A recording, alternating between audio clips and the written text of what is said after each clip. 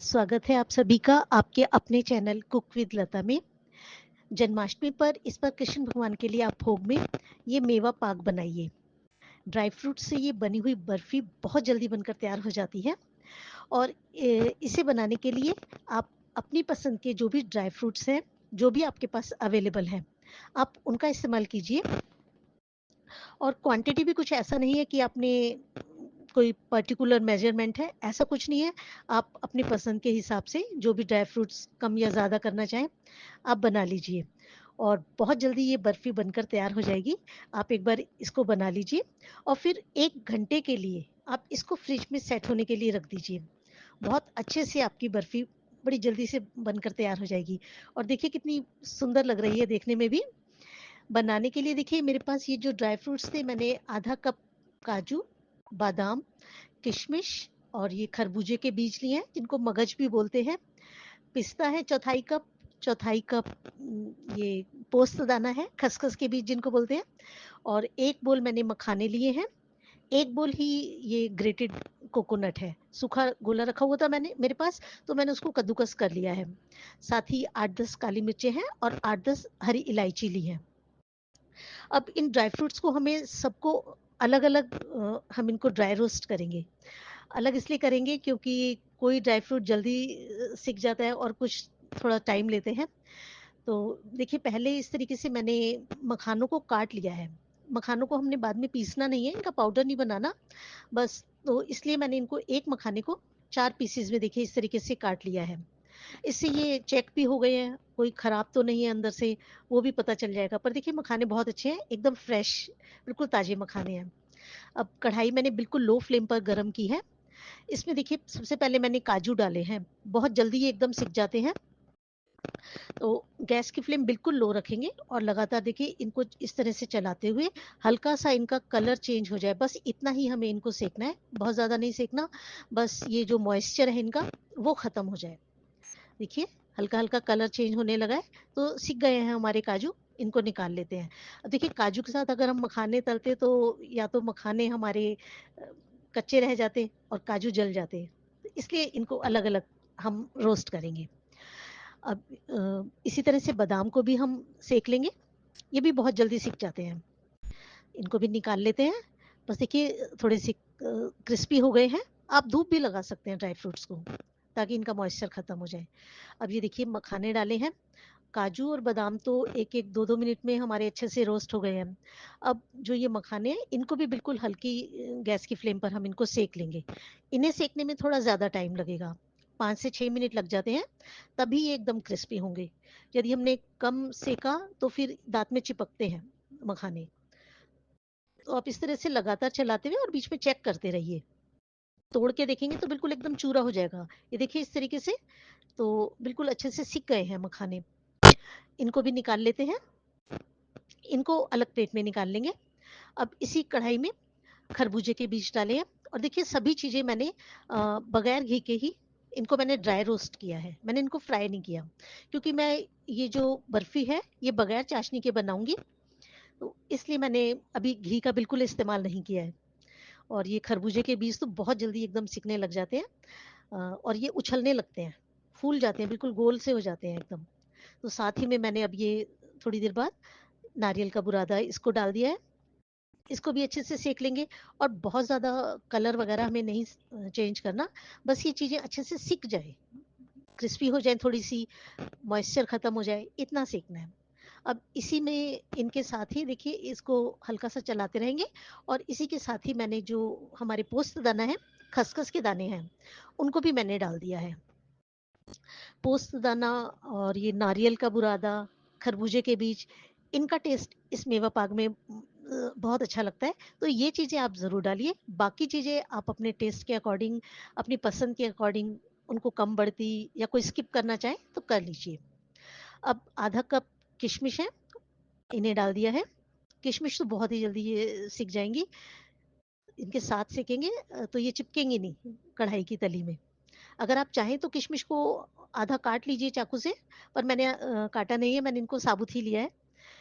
तो सिक गई है देखिए ये भी। अब इन सभी चीज़ों को एक प्लेट में निकाल लेंगे और फैला देंगे थोड़ा सा, ताकि ये बिल्कुल ठंडे हो जाए।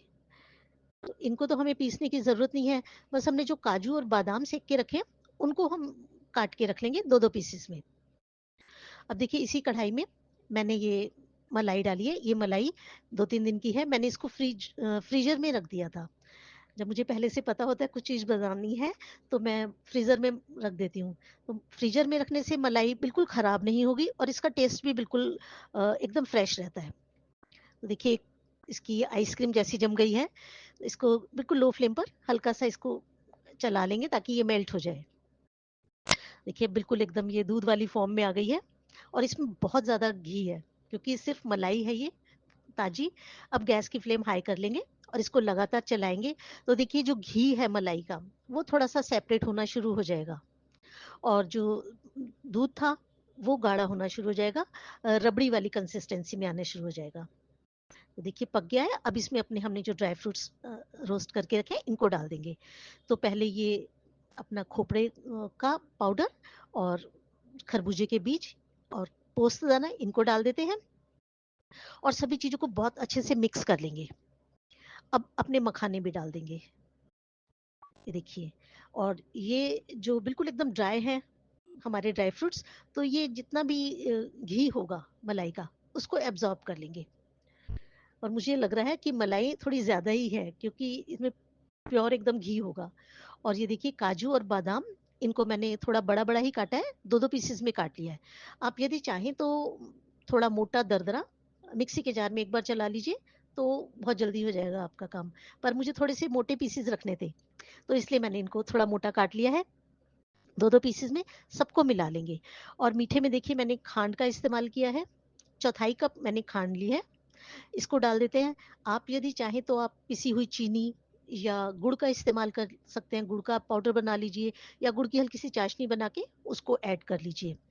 पर मैंने खांड ली है और आप टेस्ट के अकॉर्डिंग कम या ज़्यादा कर सकते हैं मीठा। अगर आपको ज़्यादा मीठा पसंद है तो आप 1 कप चीनी का इस्तेमाल कर लीजिए। अब इसमें जो काली मिर्च और हरी इलायची थी उसको भी मैंने खलबत्ते में अच्छे से कूट लिया और इसमें मिक्स कर लिया। काली मिर्च डालने से जो हमारा मीठा है वो बैलेंस हो जाएगा। आपको जब ये खाएंगे मेवा पाक आपको ऐसा नहीं लगेगा बहुत मीठा खा रहे हैं आप। और इलायची से तो एकदम खुशबू भी बढ़ जाती है और टेस्ट भी बहुत बढ़ जाता है बर्फी का। देखिए अब इसको बहुत अच्छे से सुखा लेंगे जो हमने मलाई डाली है। और देखिए आप इस तरीके से दबा के देखिए तो घी मलाई में काफ़ी था। ये देखिए अभी भी घी अलग हो रहा है तो ज़्यादा घी है ये इसमें। बस इसको अच्छे से इसको फ्राई इस तरीके से ड्राई कर लेंगे पूरा। अब आपको पता चला मैंने इनको ड्राई रोस्ट क्यों किया था शुरू में, क्योंकि बाद में बहुत सारा घी आने वाला था मलाई में से। अब इसमें आधा कप पानी आप डाल के और फिर इसको पकाइए तो देखिए इस टाइप का मिक्सचर बन जाएगा। मेरी एक क्लिप थोड़ी मिस हो गई है। मैंने आधा कप पानी डाल के इस मिक्सचर को अच्छे से जब चला लिया तो थोड़ी चाशनी वाली फॉर्म बन जाएगी जो चीनी के साथ। तो अब इस मिक्सचर को एक आप घी से ग्रीस कर लीजिए प्लेट को और उस पर पलट कर और इसको सेट कर लीजिए जैसे भी आपने गोल या चौकोर शेप में इसको रखना है। देखिए इस तरीके से ऐसे इसको सेट कर लीजिए। और थोड़े से ड्राई फ्रूट्स मैंने बचा कर रखे थे कटे हुए गार्निश करने के लिए, तो अब इनको भी ऊपर से डाल देंगे। आप अपनी पसंद की जो भी चीज़ डालना चाहें आप डाल लीजिए इसमें। और बेहद ही ये टेस्टी और बहुत पौष्टिक हमारी ये कान्हा जी के लिए बर्फी तैयार होगी। अब इन ड्राई फ्रूट्स को देखिए इस तरीके से पलटे से आप इस तरीके से हल्का दबा दीजिए ताकि ये अच्छे से इनके ऊपर लग जाए। हटेंगे नहीं अब ये ड्राई फ्रूट्स। और देखिए कितना हमारी देखने में बहुत सुंदर लग रही है मेवा पाक और हेल्दी भी बहुत ज़्यादा है ये। अब इसको 1 घंटे के लिए फ्रिज में रख दीजिए, बिल्कुल सेट हो जाएगा ये। अब 1 घंटे के बाद देखिए मैंने इसको निकाला है फ्रिज में से और पहले देखिए हल्के से कट लगा लीजिए। आप चाहें तो पहले निशान लगाकर हल्के से कट लगाकर फिर फ्रिज में रख लीजिए। पर क्योंकि मेरा मिक्सर बहुत ज़्यादा सॉफ्ट था तो मैंने कोई कट पहले नहीं लगाए हैं। अब देखिए इस तरीके से जितने बड़े या छोटे आपने पीस रखने हैं उस हिसाब से बर्फी काट लेंगे। और शेप भी आप अपनी पसंद से चौकोर या डायमंड शेप में जैसी भी आपने बर्फी की शेप रखनी है उस शेप में काट लीजिए। तो देखिए कितने आराम से हमारी ये बर्फी कट रही है और इस तरीके से आप निकाल लीजिए। ये देखिए कितनी बढ़िया बर्फी है। और अगर आपको लगता है बर्फ़ी निकालने में थोड़ी दिक्कत हो रही है तो आप 1-2 सेकंड के लिए इसको गैस की फ्लेम पर रख लीजिए प्लेट को, तो घी जो है वो मेल्ट हो जाएगा और बर्फ़ी बहुत आराम से निकल जाएगी। तो निकाल लेते हैं, देखिए सर्व करने के लिए प्लेट में निकाल लीजिए। पहले आप कान्हा जी को भोग लगाइए और फिर सबको प्रसाद बाँटिए। तो देखिए कितनी बढ़िया और कितनी जल्दी ये बर्फी बनकर तैयार है। बनानी बहुत आसान है और इसमें ऐसा कुछ नहीं है, आपने जो ड्राई फ्रूट्स हैं वो आप अपनी पसंद से डाल लीजिए। आप मूंगफली डाल लीजिए या आपके पास अखरोट है, चिरौंजी है, जो भी आप डालना चाहें। बिल्कुल आपकी ये सब चीज़ें ऑप्शनल है और क्वांटिटी भी आप अपने हिसाब से रख लीजिए। वीडियो पसंद आई है तो वीडियो को लाइक कीजिए और ज़्यादा से ज़्यादा शेयर कीजिए और यदि चैनल को सब्सक्राइब नहीं किया तो मेरे चैनल को सब्सक्राइब अभी कर दीजिए।